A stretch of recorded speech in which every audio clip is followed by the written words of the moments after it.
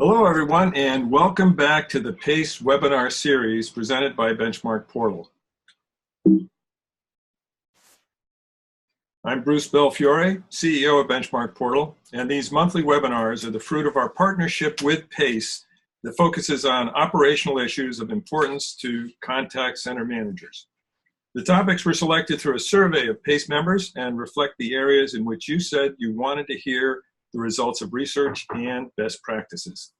We mix the research data plus practical boots-on-the-ground advice, which we think will be of interest to you, our listeners. Before we start on today's topic, which highlights QA, a couple of quick announcements. First of all, the 2019 PACE Annual Convention and Expo is slated for March 31st to April 3rd at Hyatt Hill Country Resort in San Antonio, Texas. Should be a great time. I note that Benchmark Portal certified centers of excellence are comped one free registration worth $1,895 at the non-member price, and there will be an award ceremony to honor certified centers at this great event. So please consider that. Second, we remind you that the PACE Benchmark Portal partnership also brings you great on-demand operational training offerings for all levels of contact center professionals, including QA management certification. Here you can see the discounts that are available to members of PACE. And currently, this is great, PACE members can get the first on-demand license free by contacting us at Benchmark Portal directly and asking to sign up. It's a great opportunity for those PACE members who would like to learn more about QA or other areas of management without having to travel. Okay, so let's now jump right into our topic of the day, which is how to run a successful QA team start to finish. I'm joined by my colleagues Dee Buell and Debbie Frazier, both of them veterans of industry leader MetLife Insurance contact center operations, and both of them with lots of best practices experience in setting up and executing QA programs for in-house operations and, as well, for overseeing outsourced operations. Dee Buell is a subject matter expert with a focus on quality management, in fact. She helped to build a quality management system that uses agent performance metrics, customer satisfaction analysis, and customer relationship management data to drive an optimal customer experience. She managed quality and training teams with a staff of 1,200 plus agents, both in-house and outsourced, in 6 sites across the US and 3 sites offshore. So Dee is our international expert here. She's also the instructor for the on-demand QA management certification course that's offered by Benchmark Portal with PACE. Debbie Frazier has over 3 decades of experience in customer service managing captive agents and vendor relations for outsourced contact center operations, both in the US and outside of the US. So she has great international experience as well. Her previous responsibilities included quality assurance, as well as all other contact center functions. So she'll bring her insights and anecdotes to enliven our discussion on building and running successful QA programs. Okay, so the agenda for today are the elements that you see here. We'll be talking about mission statements, something that is oftentimes overlooked and something that here at Benchmark Portal we are really big on is mission statements. Assessing your current challenges, current situation of QA functions, knowing your baseline and your starting point, determining your ideal endpoint, and assembling your roadmap so that you can have a really world-class center. We'll also be talking about some new things that are coming out in the industry at the end, just so that people can have their antennae up and be prepared for what's coming down the line. So we're all set to get started now. And what we'll do first is to have a polling question. And the question is, do you have a quality assurance mission statement? How many of you listening now actually already have a quality assurance mission statement that's specific for your function? And it can be something that is based on your company mission statement or your contact center mission statement, but which has specific relevance for your QA function. Okay, vote now. The votes are coming in. This is really an important area. There's nothing to focus a team like having a mission statement to look up that's hanging on the wall and to look at each time that you have to make an important decision. Okay, I think we can close it off here. And the results, which we'll share, are yes, 33%. Okay, 1/3 of you do. Great for you. No, 67%. Okay, you've got your homework, something to do, and not sure, 5%. Okay, thank you very much. So there's an indication here that just at a strategic level where you really want to make sure that all the stars are lining up in terms of your mission, the goals, etc. Think about actually coming up with a quality assurance mission statement. It's a good takeaway from this session. Okay, so what we're going to do now is to hand things over to Dee Buell, and she will talk about mission statements and what it means. Dee, over to you.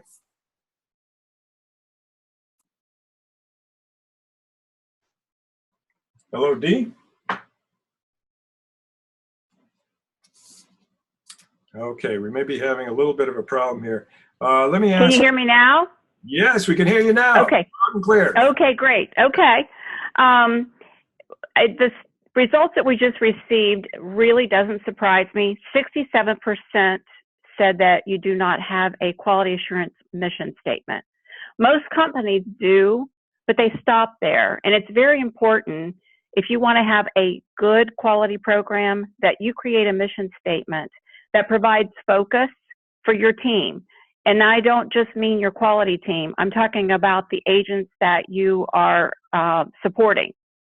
It also will help you communicate your purpose and your value to the organization. There are so many times that I've worked with companies that they just felt like the call center was like the stepchild.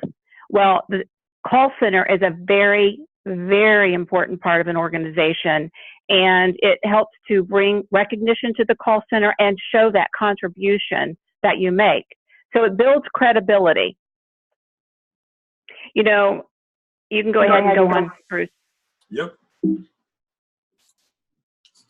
Okay, I've actually created just a couple mission statements.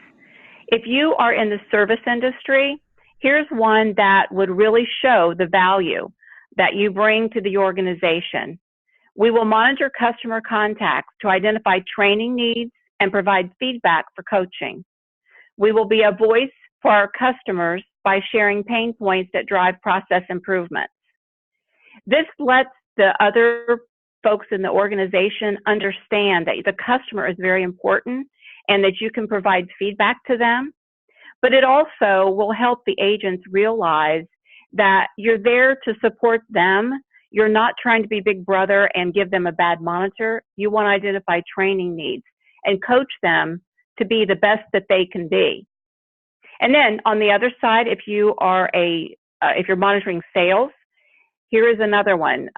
Through monitoring customer contacts, we will coach our agents on ways to enhance their negotiation and selling skills, and we will ensure accurate information is delivered in a professional manner to enhance that customer relationship. So you make your mission statement for your QA team support what you're doing so that you can share with everyone in the organization as well as the agent what you're doing. It's real important that you also are strategic when you're creating a mission statement.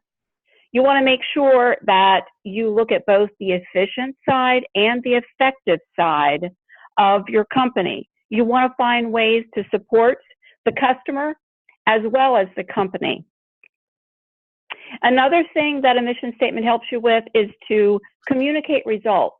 And as I just mentioned, other parts of the organization may not realize what all you do, but by creating goals and results and sharing that back, it just brings value to your QA team. Okay. Go ahead. Very good.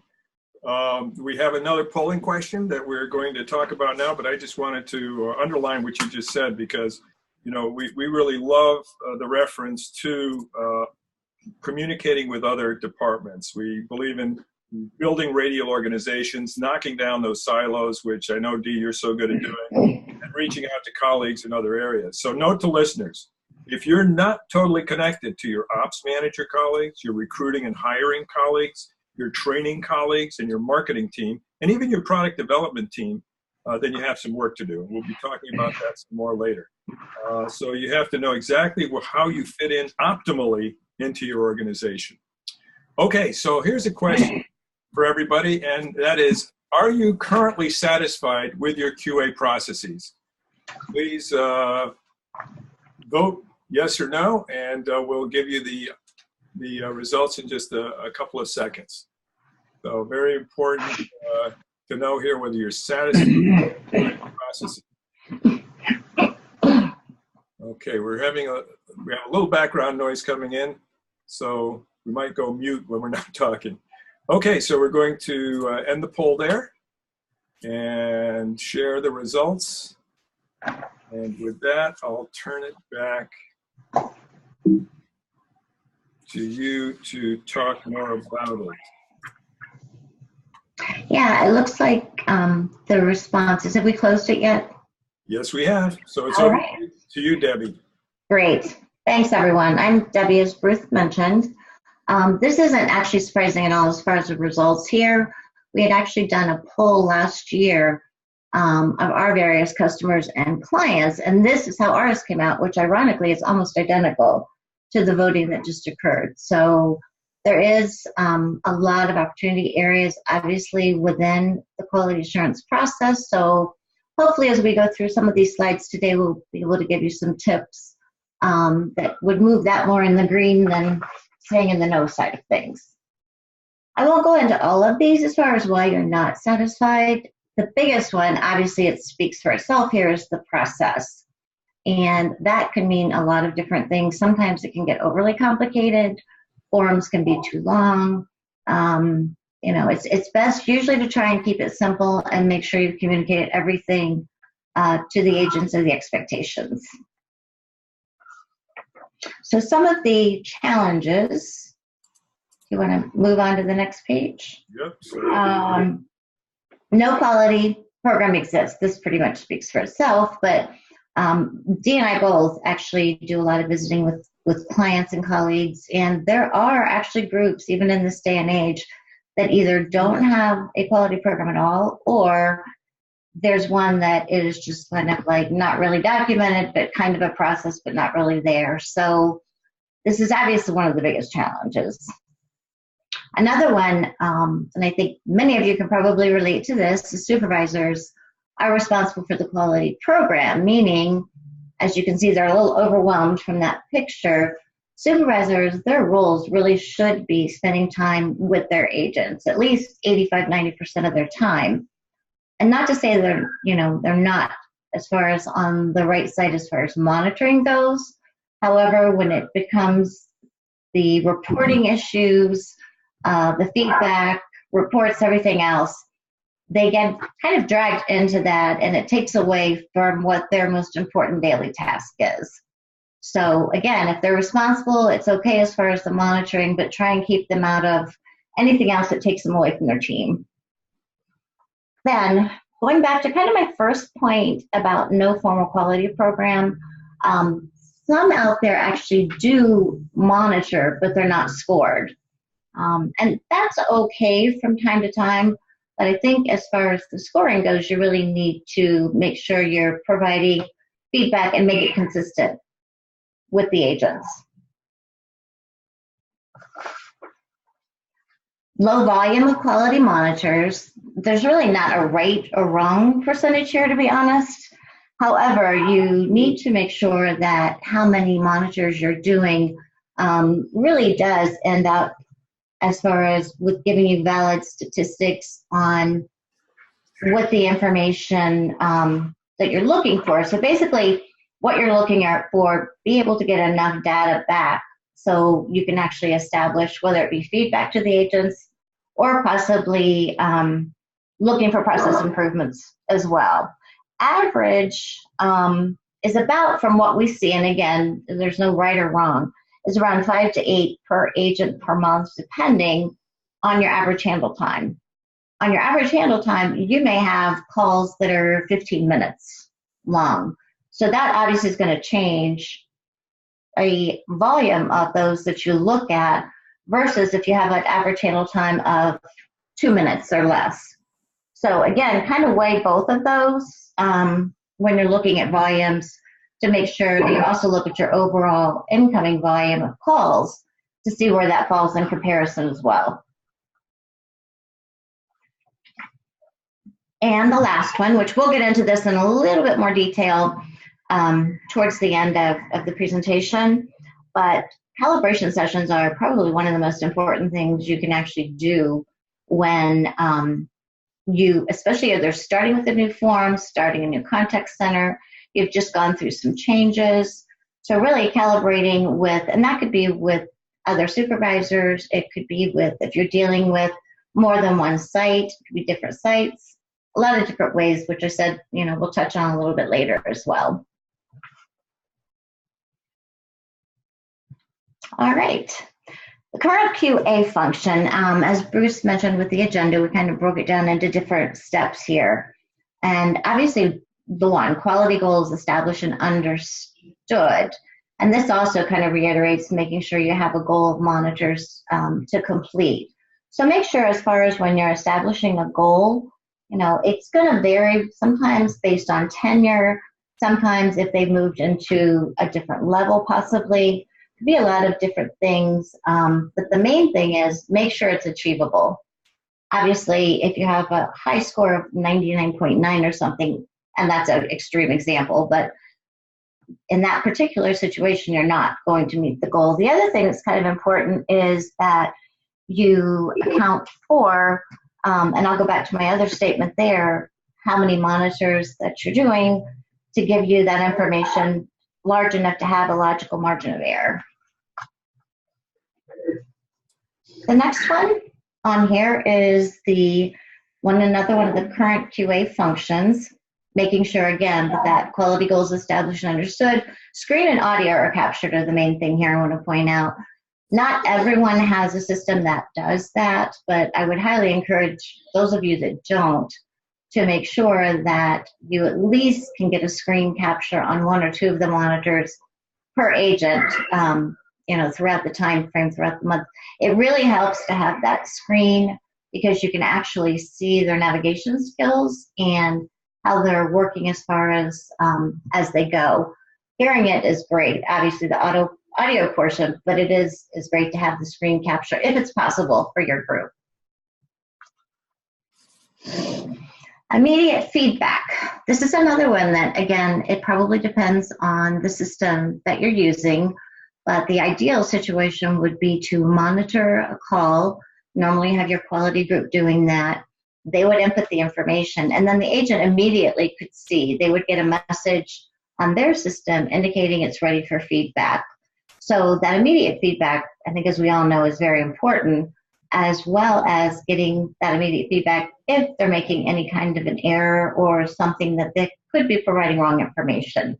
So that is huge. I mean, they take so many calls that to go back and look at all of them, even from like 2 weeks ago, I think it's kind of tough to remember. So the immediate feedback, if your system permits, is definitely the route to go.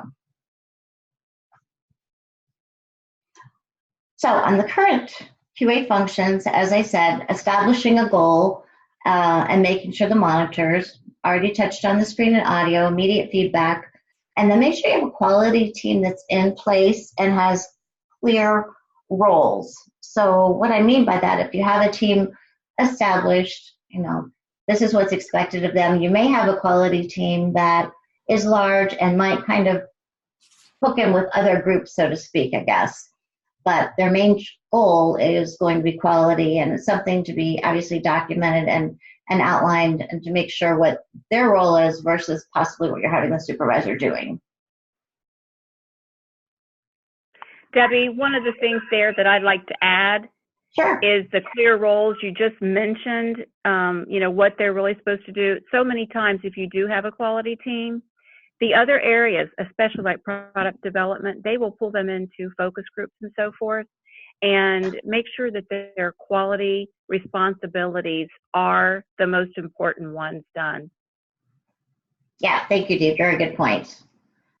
And then really the last one on this particular section to take a look at is making sure that there's a dispute process in place and documented.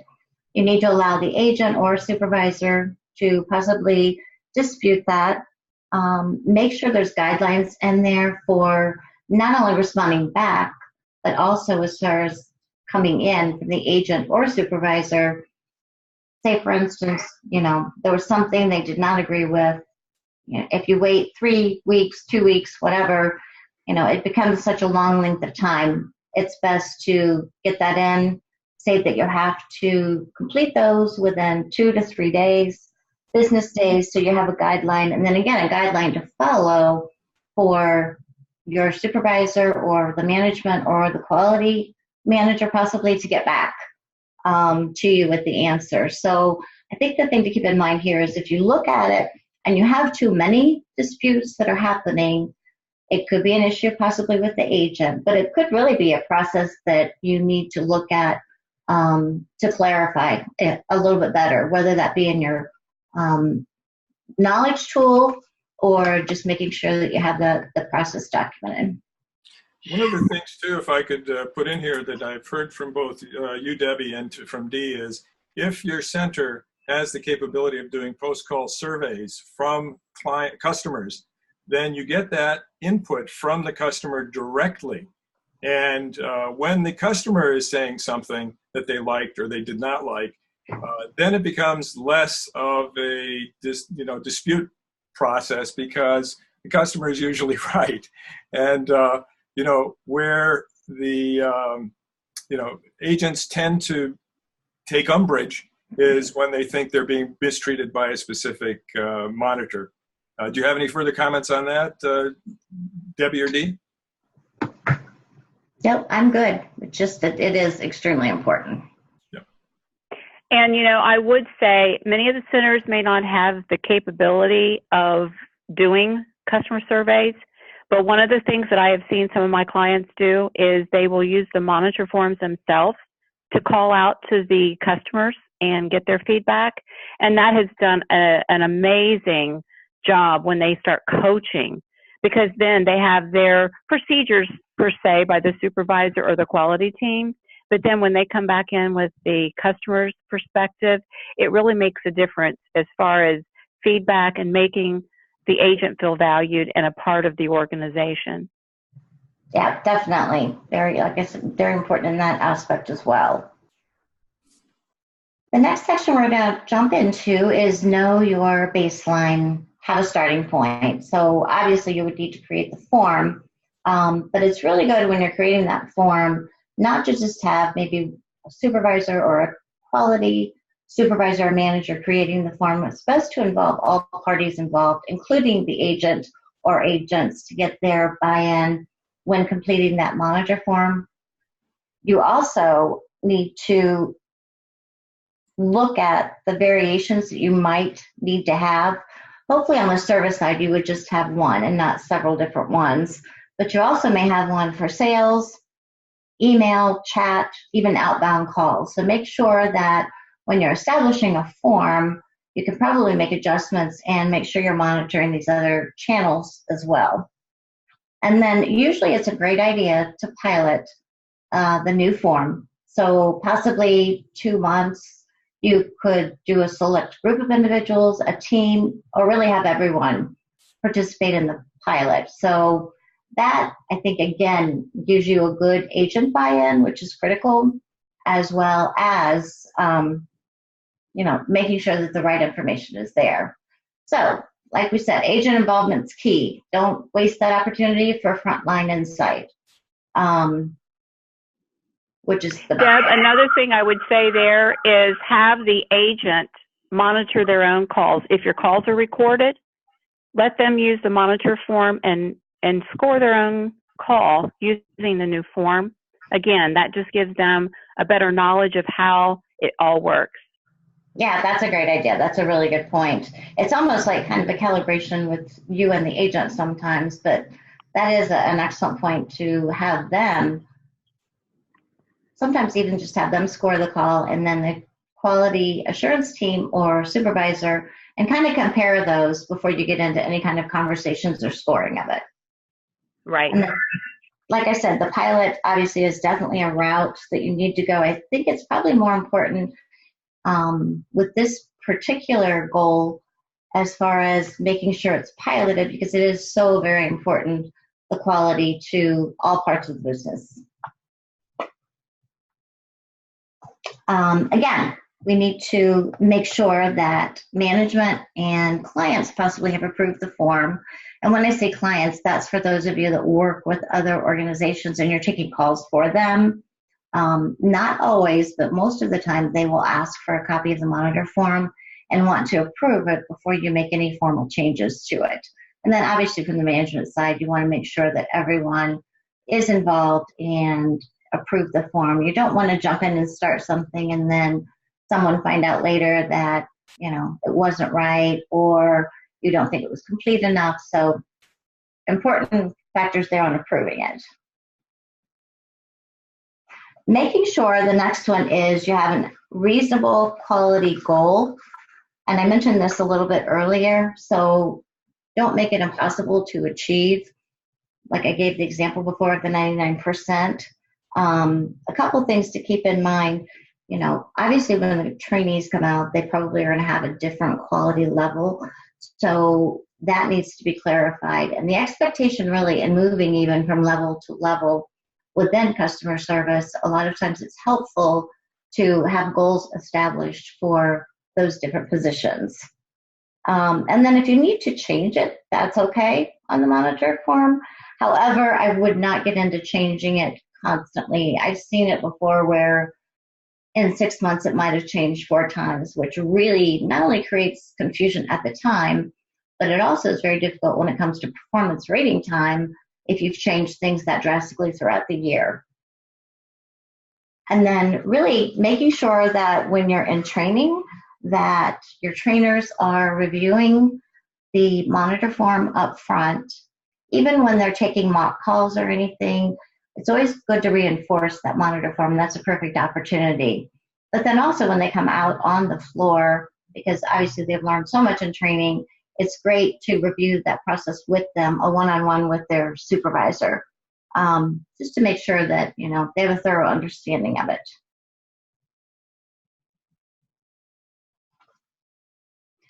And then, yeah, Debbie, if I can just add, what I've seen is that oftentimes people come out of training, and when they are starting to be judged, then they find it extremely unpleasant, and they don't like that. Whereas if it's brought to them, as you said, during the training process, and it's made clear to them that this is all to help them do a better job, be a better employee, and advance their own career, that this is actually their development component, then they look at it very differently. So that's right, having them review, you know about the monitoring process, the monitoring forms and everything right in from training is a great way to avoid the downsides. So. oh, definitely. And that definitely can happen. And I think it happens a lot, unfortunately. But I think, again, as Bruce mentioned, you don't want it to be a thing where they're feeling it's you know, against them and what their quality score is, but just kind of keeping them informed and making sure that they have a thorough understanding of what that is and what their goal is when they come out of training. And then the last bullet here, sometimes we overlook the most simple things. Outstanding monitors really should be kept. Those could be kept for training purposes to go in and use. They could be used for client visits if you're trying to gain additional business. There's a lot of different ways, so it's really good for, you know, do it by supervisor or all one. But any really, really good monitors, outstanding ones, should be kept in a separate file so you can get to them quickly when needed. And with that, I will turn it back over to Dee. Okay. Well, now, where do you want to be? If you're just starting your quality program, or if you really are just trying to refresh it, I would stress that you be strategic. And I mentioned that earlier when we were talking about the mission statement. But, sometimes you've got to really be careful about your budget. Do you have the proper resources and so forth? So be strategic. Look for efficient and effective ways that the quality team can support the agent as well as the goals of the company. And I also would tell you, don't forget your customer. They should be the driving force behind your QA program. And if you do have those customer satisfaction surveys, it's always good to look at the verbatims that they may provide back to you and find out what is it that they're looking for. Most of the time they want a friendly voice, but our studies show the number one thing that a customer looks for is accurate and complete information. So make sure in your quality program that that's part of your monitoring form, your coaching, and so forth. You want to make sure that you provide resources to your agents. Your agents most often will take the most calls of anybody in your organization. They will touch that customer more than anyone. And you want to make sure that the resources they have at their fingertips takes care of what the customer's calling about. We talk about first call resolution all the time. And when a contact comes in and they don't have access to knowledge, putting a caller on hold or giving incorrect information is just not acceptable to our customers these days. Set appropriate goals. And with that, I would say make sure you understand the types of calls your people are taking or calling out on. I realize that outbound calls can sometimes be challenging for a quality team, but you want to make sure that you provide scripting and messaging for your agents, especially in today's world. They leave messages a lot. And you want to make sure that they leave the right message and a consistent message. You wouldn't want your customer to get conflicting information left on their answering machine. And also, I would say identify people that can help you do monitors. If you're a small organization and you don't have a quality team per se, the supervisor can't do it all. So make sure that you have resources. Maybe it's the trainer. Maybe it's a senior agent, someone that can help give you the appropriate number of monitors for your agents. We talk a lot here about setting appropriate goals. So make sure that you have goals that are attainable. I know Debbie mentioned that earlier. And you want those goals to be a motivator. If you have it too high, as Debbie keeps laughing or mentioning about the 99%, I was laughing myself. I had a boss one time that said the goal should be 100%, and I will not be satisfied with anything else. Well, we had to show him and prove to him that that wasn't realistic. There's always going to be some little thing that may not make that possible. So make sure that you're motivating the agents and not demotivating it. I also recommend that you look at your current state and make sure that you get your agents involved. They're the first ones to be able to show you that low-hanging fruit and help you create process improvements. They are the ones, too, that can share what the customers are saying. They can provide all kinds of great feedback to other departments, and that also makes them feel valuable. And I know, reevaluate your program. Deb just talked about seeing several changes in the monitoring form. Look at your goals as well, not just your monitoring form. Goals should change. If you are truly achieving the goal, you want to increase it, step it up, because you know that the goal is important to the organization and it shows value that your team is adding to the organization. But you may have made a change in product and all of a sudden the results are low. As I said earlier, you do not want to demotivate the agents. You may have to relax some of those goals for a short period of time until things get back to normal. So always look at your plan and your goals and reevaluate them. And I do recommend about every 6 months. Deb, did you have anything to add to that? Nope, that sounds good. Thank you. That being said, the next step is around a roadmap to follow. As Dee said, it's very important they have the expectation is set. And so these are some steps hopefully to help along the way. Making sure when the agents are coaching, first of all, the supervisors have had adequate training on coaching skills, but providing specific ways to improve and not just saying your goal is 90, you're at 80%. By next month, you need to be at 90. That doesn't tell them anything. That doesn't really help. You need to pinpoint based on the content of the monitoring form what they're having issues with. Are they missing security? Are they not documenting a variety of things? But definitely give some specific feedback on how they can improve. Screen capture, and I talked about that earlier, is really, really important, especially looking at their navigation skills. That can also be done with a side-by-side monitoring too. I know that works well, and there are a lot of companies that are going to that in addition to the other monitoring as well. Dee mentioned scripting, which is used, I just want to kind of expand a little bit. It's used in a lot of different areas, particularly in sales, obviously a lot of times, depending on state requirements. And then also even, HIPAA regulations, if it's a medical field, that scripting is the kind that pretty much needs to be exact. But then Dee mentioned also on your outgoing calls, make sure that they're consistent in what they're required to do. So make sure, obviously, they're leaving the name, phone number, what they need from the customer, and when. So by making sure you have an outlined script, they're not missing any of the points. So if the next person happens to either get the call or make a second attempt, they'll know pretty much to follow and be consistent with the same thing. So that kind of leads me into the next one. Monitor should be consistently completed. And what I mean by that is if you have a month to get all of your monitors done, say you want to do 6 per agent per month, don't take all 6 of those and do them in one day. They really, and this is really, I think, a big pet peeve for a lot of agents. Either you wait until the last week of the month, the last day of the month, and you do them all in one day, which really is not fair to the agent at all, especially if it's a call from early on and they could have corrected the behavior instead of waiting. So that one's really, really important. Make sure you're monitoring all your channels, not just your incoming calls. And I think this is one that kind of got forgotten a little bit along the way.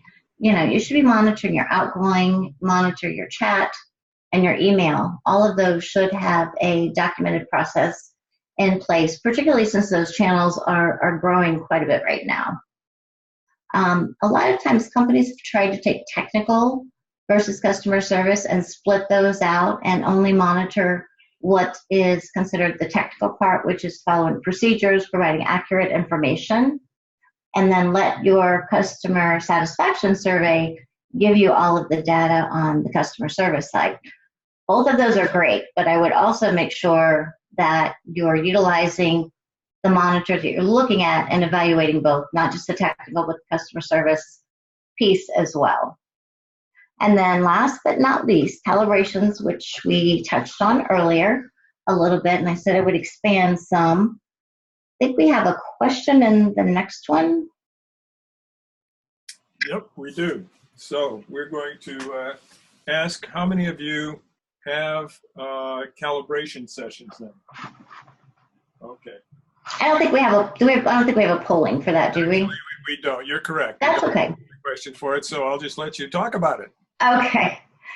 I'd like to see the numbers, obviously, on this. And again, a survey that was completed last year that 77% do hold calibrations, which is awesome, versus the 22.8 that do not. And there's so many different ways. You'll flip to the next screen, Bruce. Calibration sessions, as far as how frequently, this is the other thing to take a look at. 40% obviously is only done once, 2 times per month, 20%, and then 4 times, around 16%. So where it comes in to be an ideal situation is when you have 2 different teams, 3 or 4 even, within one group, or you may have an outside vendor that you're working with. So you could bring together the vendor, the supervisors of the agents, and the quality team a lot of times, and calibrate and make sure everyone is on the same page. It's also really important to do this when you're making any kind of changes in process or procedure, to make sure everyone is following that and that you're all scoring it the same way. I know there's one good process that really seems to work, and a lot of these go back to these ground rules that are on the slide. You know, make sure you're open-minded, honest. They have to be kept confidential. You can't go out and say anything other than giving the appropriate feedback to the individual you're monitoring. Be respectful of others. Everybody has a difference of opinion. The long-term goal there is to really make sure that you're all consistent in the monitoring process. So one thing you could do even to get through more, because I know sometimes calibration sessions can take some time, one would be to send out the monitors ahead of time, maybe 5, have the scoring done, and then already sent back. So when you go to have your calibration session, everyone's already listened to the call, scored the call, and you're just going to be talking about it. You might need to listen to it again, or you may not, but I know that's a way you can get through a lot more calibrations that way. So that tends to work pretty well, but calibrations are really important, especially if you are dealing with a vendor that's taking some of your calls, outsourcing. They just need to make sure they're on the same page, their quality team or yours if you're monitoring them, you know, just to make sure they're consistent and everyone's getting the same feedback.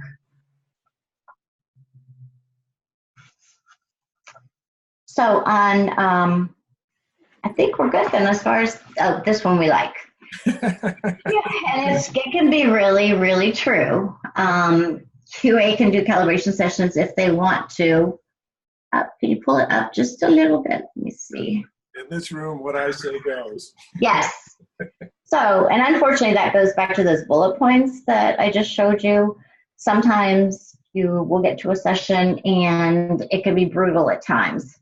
You know, just the main thing here, I think, out of all of this is to be respectful of each other and realize that you're there to help each other and have the agents benefit from the fact that you're consistent in how you're scoring.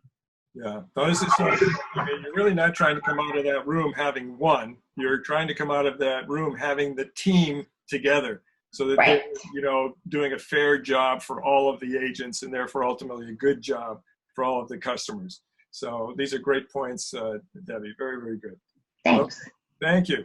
And I'll take it from here because we want to talk a little bit about the future of QA. And I actually put in S at the end here, futures of quality assurance, because the cutting edge is exciting and it's a bit disconcerting for practitioners of QA. So I'd like to underline my feeling that there's not one future for call center QA. There is not one timeline for adoption of new methodologies and techniques. And there's not one size that will fit all either now or even in 5 years' time. There will not be just one way to build a successful QA team.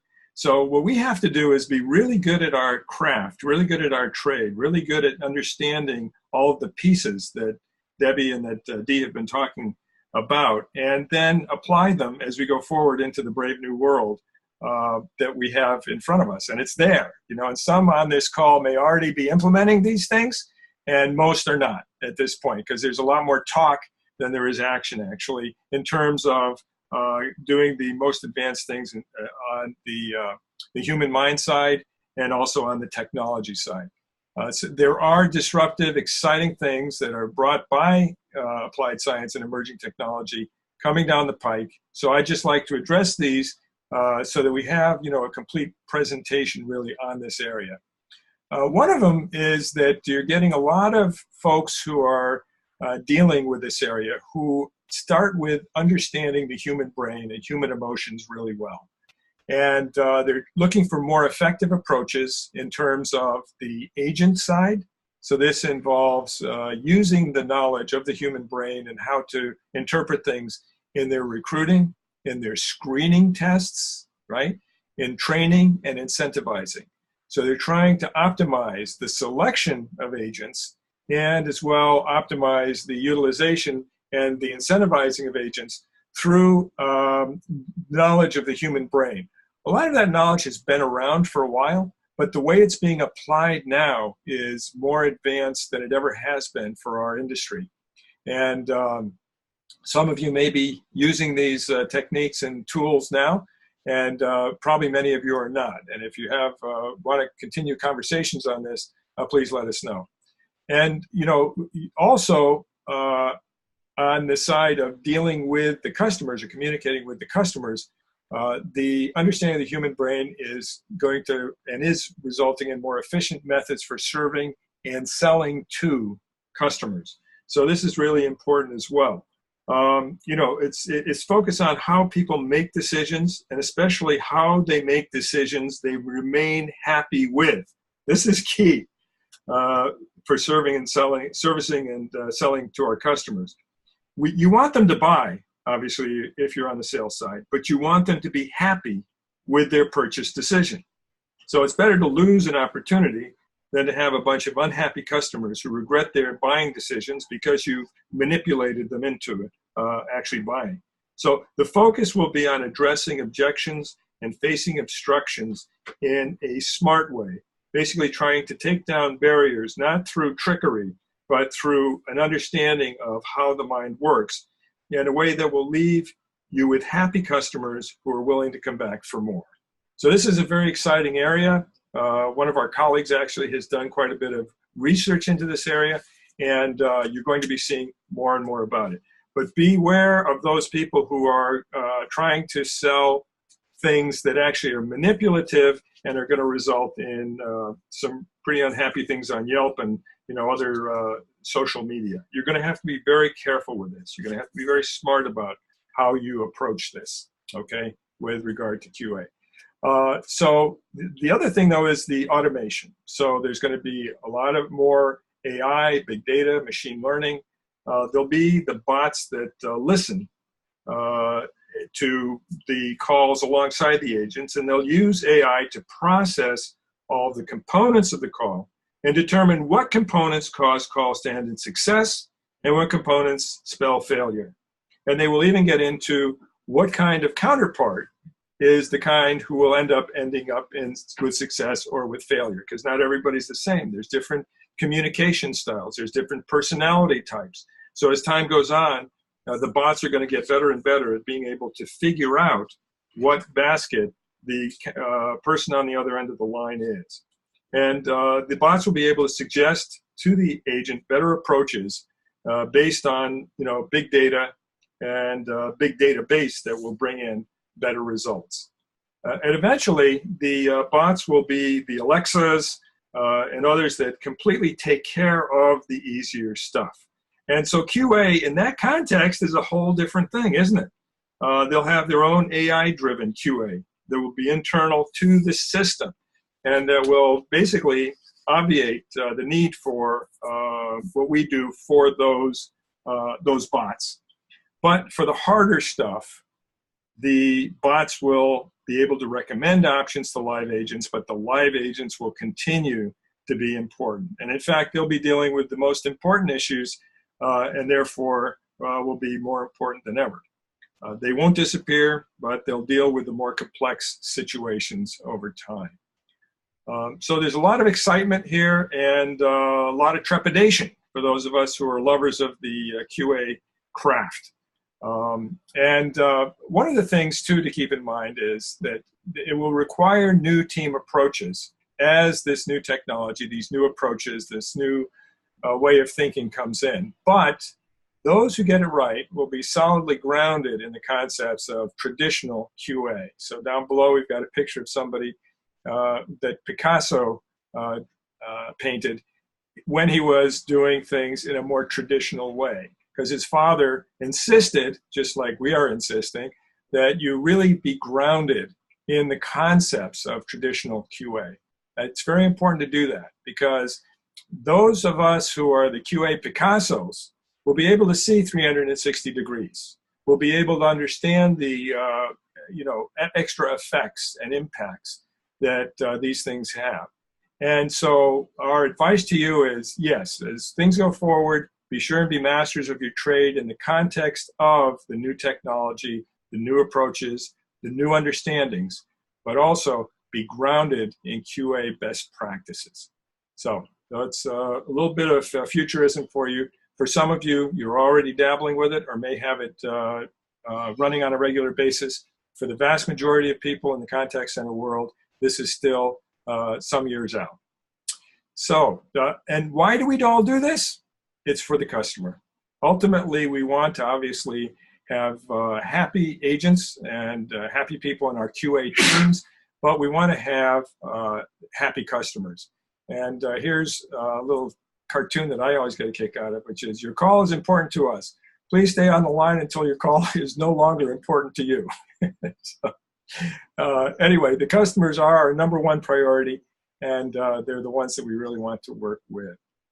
So I'd like to just remind you that there is the course offering on call center quality assurance. If you'd like to learn more, if you feel that your center could benefit from additional training for your QA experts, please let us know. And as we say, as we said at the beginning, through PACE membership, you're also entitled to some real good discounts as a result. Okay, so now I think we're ready for questions. And we've got some questions here. And one is that John is asking, we are struggling with quality auditors being used as backup agents on the phones when the service levels are dropping. What is your opinion on that? Okay, I'll just, what happens when your QA people are actually pulled from their job? What do you think about that, Debbie and Dee? Well, it's a great question because, to be honest, it happens a lot. And I think anytime that, obviously service level is very important. But anytime you pull certain things, whether it be your monitoring, your coaching, it just gives the perception, I think, to the agents that it's not important. And that's the last thing you want them to think. So unfortunately, it does happen. But I think management needs to be reminded, or it might be pulling them, that the monitoring is extremely important. You don't want anyone giving out wrong information or having a problem with customer satisfaction. Dee, anything on your? Yeah, and as Deb said, we've seen this happen so many times. It happens very often. I can tell you one of the things that has been successful, you don't want to not monitor calls, but in those situations, that's where you might have to reevaluate. If you're supposed to do 6 or 7 calls per agent, you might only do 4 or 5. But another thing that I personally have participated in that worked really great is you're usually in a really stressful situation when that happens. But if you could maybe especially if your calls are recorded, if maybe on a Saturday, you could have the supervisors and whoever does the actual monitoring, the QA team, the supervisors, maybe even some senior agents come in and just, maybe have coffee and donuts and everybody make it fun. Do something to get those monitors done if at all possible. If you can't do it, make sure that the agents know why. And obviously, if they're being stressed and taking call after call after call, they understand how busy, but you don't want them to feel like they're just second on the list of important things for your organization. Okay, great answers. We have another question here from Allison. What does an ideal agent dispute process look like? This is Debbie. I can take that one. It would be nice if there weren't any at all. Unfortunately, there are. And I think the process really, as I mentioned earlier, you've got to have guidelines around it and you have to stick by them. It can't be weeks before they think there's an issue. And really, I think when you outline the process, and what I've seen in a few variations is it has to be done normally within 2 days. If in fact they're getting the immediate feedback on the monitor, there has to be a specific reason. The supervisor should always be involved in listening to it first, or possibly even the manager and listening to it before you come to the conclusion of either go back and say, well, it really was an error, or present additional information to your quality team.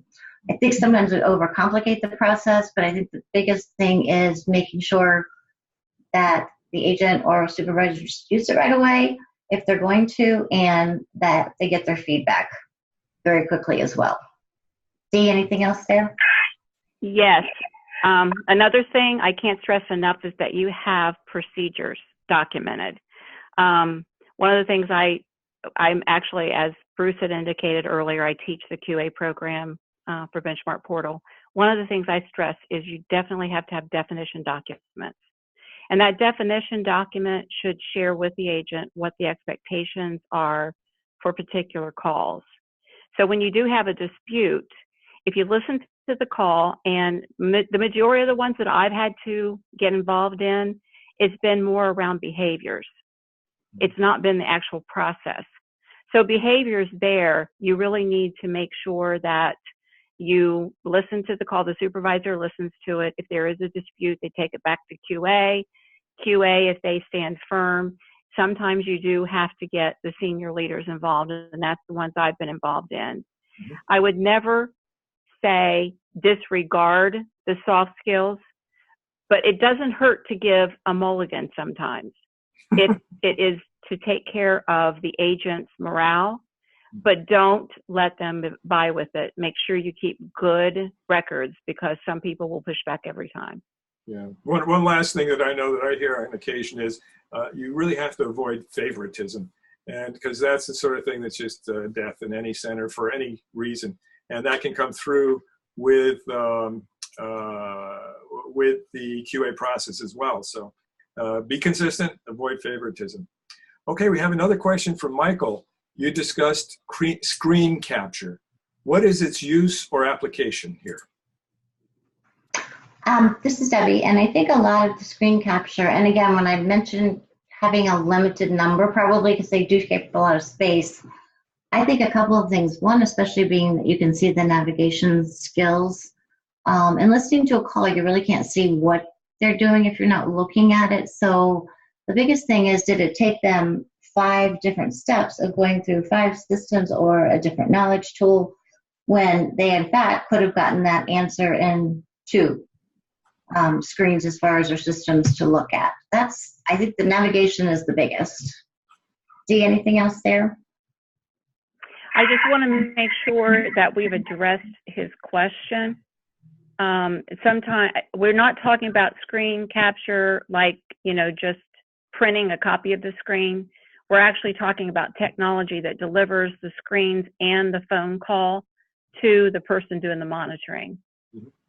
Yeah. Oh, I'm sorry. You're right. I think that was more of the question. Correct. Yeah, and so therefore the monitor can see and hear as they're doing it. So hopefully that answers Michael's question. We have another question from Firas, and it says, is it fair to calculate your quality score based on customer critical issues, or do we need to add in other critical parameters such as business critical and compliance critical? So this sounds like a soft skills versus hard skills type of question. Your thoughts on that? I'll take that one, Debbie. I tell you, it should include all of them.